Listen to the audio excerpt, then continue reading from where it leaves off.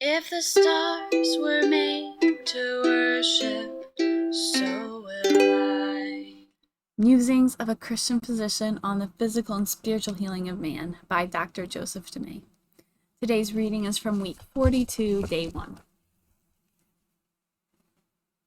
So we're discussing two 400-year periods of time separated by 1,450 years, during which God is strangely distant from his chosen people, the children of Israel.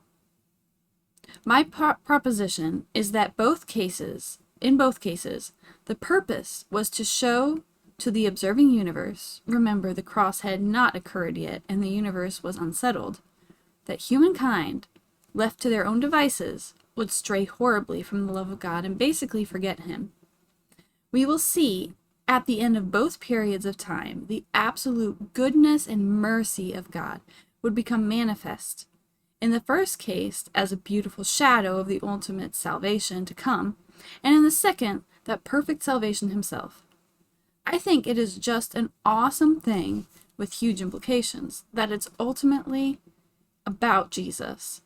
So we'll dwell on it a bit. First of all, did the children of Israel lose their identity as God's chosen people while captive in Egypt? Yep, look at this.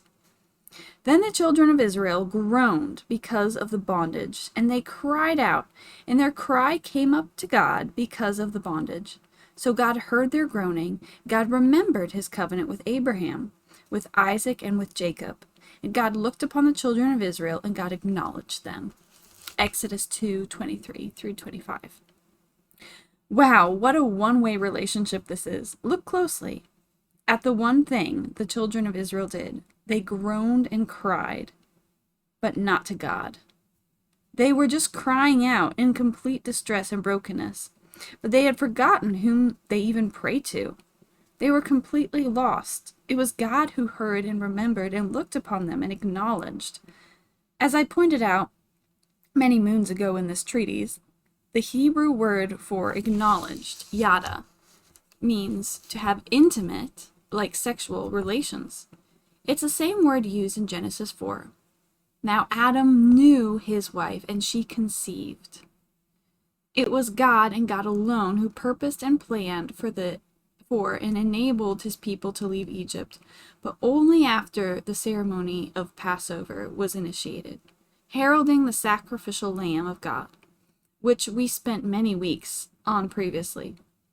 There was all the darkness and eerie quietness, but then an explosion of grace, mercy, goodness, and joy, just like a divine triple lux.